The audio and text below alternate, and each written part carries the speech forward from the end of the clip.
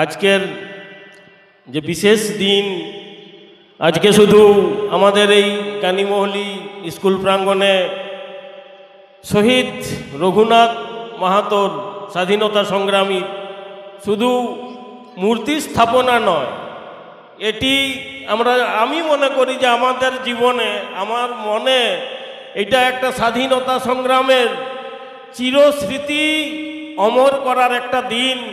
এবং এই দিনটিতে আপনাদের হয়তো মনে আছে যে একটা বিশেষ দিন, আজকের শালবনির আন্দোলনে আজকের দিনটাতেই আমাদের এত কেস কাছারি, এত জেল, এত হাজত। তা আজকের একটা বিশেষ দিন। তা আমি শুধু একটাই কথা বলবো, অনেক সব নেতৃত্ব আছেন যারা সমাজ নেতৃত্ব, তারা বলবেন, আমি একটাই কথা বলবো। আমি যখন এইখান থেকে জামবনি থেকে ওই খড়গপুরের স্কুলে পড়তে গেছি, তখন 1974 সাল। তা আমাদের বন্ধু বান্ধব বলে, তোরা তো এসটি, তোদের কোনো ব্যাপার না, চাকরি বাকরি তোদের বাঁধা ধরা। কিন্তু দুঃখের বিষয়, আমরা তখনও এসটি আগে যদিও ছিলাম, কিন্তু তখন এসটি আমরা নাই। আর একটাই মানে আমরা নিকৃষ্ট, আমরা অনেক নিজেকে ছোট ছোট ভাবি যে আমরা তো বোধহয় আমাদের কোনো স্বাধীনতা সংগ্রামী নেই, ভারতবর্ষ স্বাধীনতায় আমাদের কোনোই অবদান নাই। আমাদের হীনমন্যতায় মানে মনটা ছোট হতে হতে লোকের কাছে যখন দেখি স্বাধীনতা সংগ্রামী ক্ষুদিরাম, ভগৎ সিং, মাতঙ্গিনী হাজরা, সুভাষচন্দ্র বোস, বিভিন্ন স্বাধীনতা সংগ্রামীদের দিকে দিকে স্ট্যাচু, তাদের সভা সমিতি, জন্মদিন, মৃত্যুদিন পালন হচ্ছে, কিন্তু আমাদের কোনো স্বাধীনতা সংগ্রামীর তখনও পর্যন্ত আমরা ঘুণাক্ষরেও জানতে পারিনি। আমি জানতে পারিনি, হয়তো কেউ যদি জেনে থাকেন সেটা আলাদা কথা। এরপরে 1980 থেকে 82 সালের মধ্যে আমাদের কিছু সমাজ নেতৃত্ব যারা পিএইচডি করেছেন, যারা সমাজ নিয়ে গবেষণা করেছেন, তাদের লেখার মধ্যে জানতে পারি যে আমাদের মধ্যে যে স্বাধীনতা সংগ্রামী ছিলেন শহীদ রঘুনাথ মাহাতো, তার অবদান, চুয়াড় বিদ্রোহের মহানায়ক যাকে বলা যায়, যে যে মানে তিনি যে স্বপ্নটা দেখেছিলেন, ভারতবর্ষের একটা অংশের মানুষ যদি তাকে সহযোগিতা করতেন, তাহলে সামান্য ব্রিটিশ অশ্বারোহীদের পড়তে পড়তে খবরে পায় যে 3000 3500 সৈন্য নিয়ে লর্ড ক্লাইভ পলাশির যুদ্ধ প্রান্তরে অবতীর্ণ হয়েছিলেন, যেখানে নাকি সিরাজউদ্দৌলার 10,000 অশ্বারোহী এবং 26,000 পদাতিক নিয়ে যুদ্ধ করেছিলেন। কিন্তু আমরা আজকের দিনে, আমি এই কথাটি আপনাদের অন্তরে যাতে স্থান করে নিতে পারে সেই আবেদন রাখব যে সিরাজউদ্দৌলা পলাশির প্রান্তরে তার সৈন্যবাহিনী কাঠের পুতুলের মতো বেইমানি করে অস্ত্র ত্যাগ করে দাঁড়িয়ে রইলেন।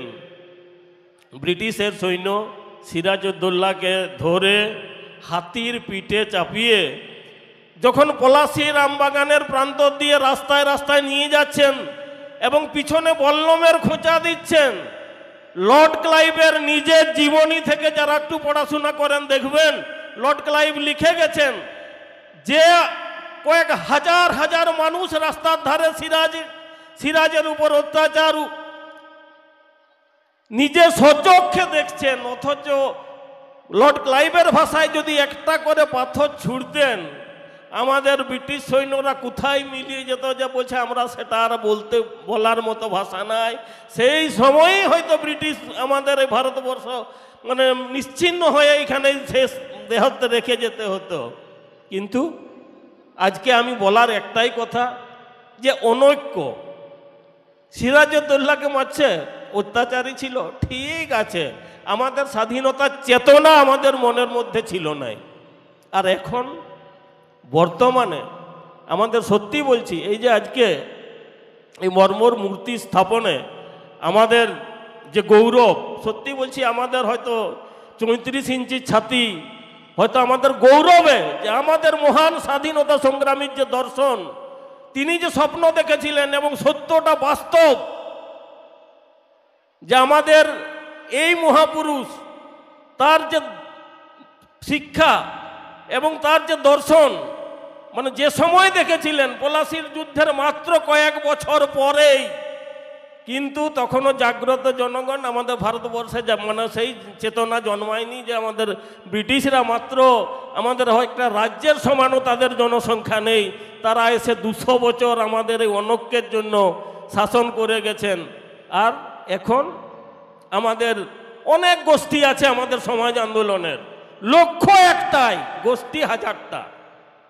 আমরা বলছি আমাদেরকে জাতিসত্তার স্বীকৃতি দিতে হবে, আমাদের ভাষার 8ম তফসিলে সংবিধানে স্বীকৃতি দিতে হবে, আর সারনা কোড চালু করতে হবে যাতে আমরা এসটি উপাধিধারী হতে পারি।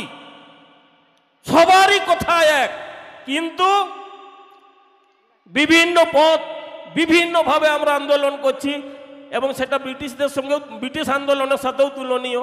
যেমন চরমপন্থী আন্দোলন, নরমপন্থী আন্দোলন, বিভিন্নভাবে যেভাবে আন্দোলনে স্বাধীনতা স্বীকৃতি পেয়েছিল, তো আমাদের আজকের এই মঞ্চে, আমাদের এই অনুষ্ঠানে, আমাদের এই গর্বের দিনে, আমাদের আজকে স্কুলের ছেলেমেয়েরা আসবে, স্কুলের সামনে গেটের সামনে যে মূর্তি, তারা তো আজকে যুগ শুধু আজ নয়, হয়তো কয়েক যুগ ধরে তারা দেখবে যে এটা আমাদেরকে আমাদের কুর্মী স্বাধীনতা সংগ্রামী বীর শহীদ রঘুনাথ মাহাতো, তাদেরও তো মনটা উৎফুল্ল হবে, যেটা আমাদের সময়ে ছিল না।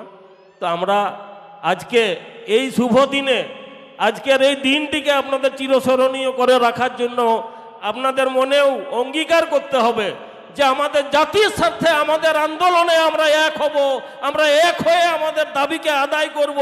আজকে আমাদের এই মহান স্বাধীনতা সংগ্রামীর নামে শপথ করে এই কথাই আমার মনের মধ্যে অন্তরে রেখে আমি সবাইকে আজকে জোহার, গড়, প্রণাম, শ্রদ্ধা জানিয়ে আমার বক্তব্য আমি শেষ করলাম।